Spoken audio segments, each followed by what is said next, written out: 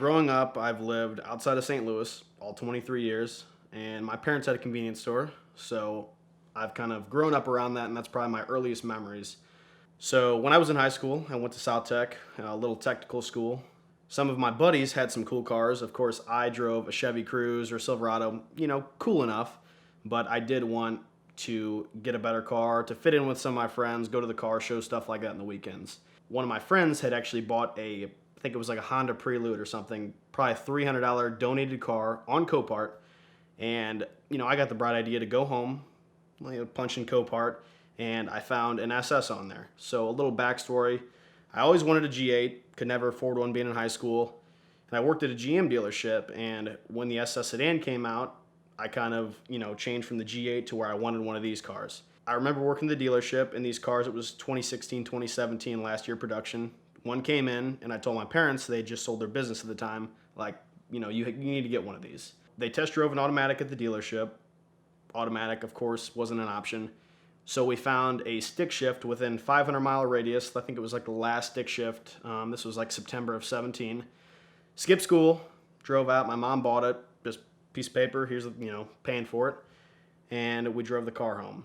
Once my mom got this SS, I was on every single Facebook forum, Instagram page, anything about these cars. And a guy named Paul Bartel out of Austin, Texas, posted that his car had got wrecked by a FedEx truck. The guy was kind of going down the street, hit the car, actually hit the neighbor's house as well. So he was looking to replace the car. And I made a comment on there because I worked at the GM dealership at the time and said, hey, my parents passed on this, I think it was like a 2018 CTSV, because we don't have a garage. They didn't want to buy it, let it sit outside, that sort of thing. So he bought the car sight unseen, shipped it to Texas, and me and Paul kind of, talked here and there, messenger, as time went on. When I went home and punched Copart in, what was on Copart? Paul's car. It was one of those deals to where I didn't have the money to pay for it, of course, and I told my parents, hey, I will repay you in any way that I can with this. So growing up in a family business, I've kind of learned a hard work ethic, so kind of whatever it takes attitude. So long story short, we hopped on Copart, didn't know a single thing on Copart, and actually bid the car up probably a couple $1,000s more than we could have, but we bought the car.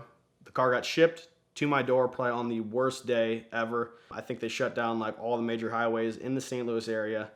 But here it is. It's like a January day. The car pulls on like a 36-foot trailer, and I'm like looking at it like this is going to be an absolute project. He unloads the car, and as time went on, kind of, bits and pieces, repaired it, and did some small modifications as the time went on. Paul had just taken the car in for a 15,000-mile service. The car is, probably less than 6 months old at this point. But he was having some deck repairs, so he could not park the car in the garage or get it back in the garage or something, so he parks it on the street.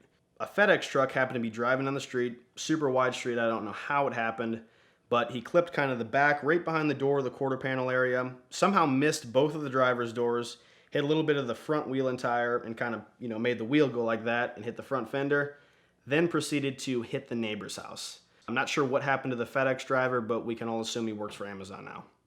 Broke high school student working at a Chevy dealership, I could get parts at cost to repair this car that I just got. We got it running and driving, not 100%, but enough to pass the highway patrol inspection to get not a clean and clear title in Missouri, but a rebuilt title. And actually ran a spare wheel and tire on the back because, staggered wheels, didn't have one. We brought it to the highway patrol, it passed with flying colors, and I drove the car actually with the same damage. I kind of put it back together. And all these parts happened to be in the car whenever it was shipped from Copart to my door. So front and rear bumper, the side skirts, a ton of miscellaneous pieces were all stuffed inside the car. As time went on, we kind of did bits and pieces and replaced little stuff that it kind of needed. So my mom paid around $53,000 for her car, and we got mine for roughly $25,000 to my door. Mind you, it was wrecked, had to be put back together, but with no intentions of selling, didn't really matter. I bought the car with 15,000 miles. It currently sits right under 40. I think what we paid for it is, a healthy margin for a branded title car. This car actually happened to be super rare. It's a slick top, spare tire, 6-speed, in a color, it's a dark green color called the Regal Peacock Green Metallic.